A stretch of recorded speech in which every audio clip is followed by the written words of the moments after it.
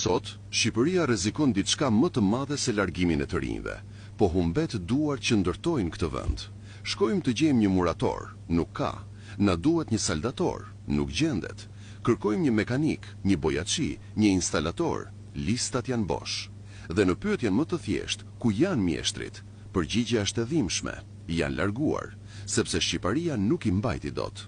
Mira mjeshtër shqiptar sot ndërtojnë Gjermaninë, Italinë, Zvicrën.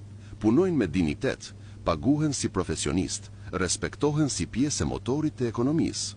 Ndërsa këtu, punë e rënd, pagë ulët, zero siguri, zero trajnim. Këtu mjeshtri quhet krahu i punës, atje quhet specialist. Dhe sot, për ironi të fatit, vendin e mjeshtrit shqiptar po e zë një i huaj. Jo sepse është më i mirë, por sepse ne e humbëm tonin.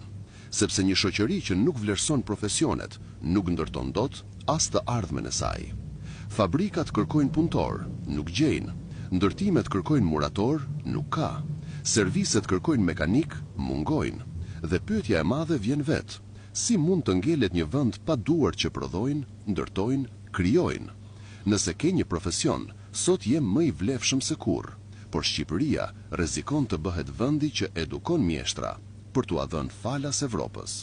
Ky është realiteti që duam apo alarmimi që duhet të na zgjojë?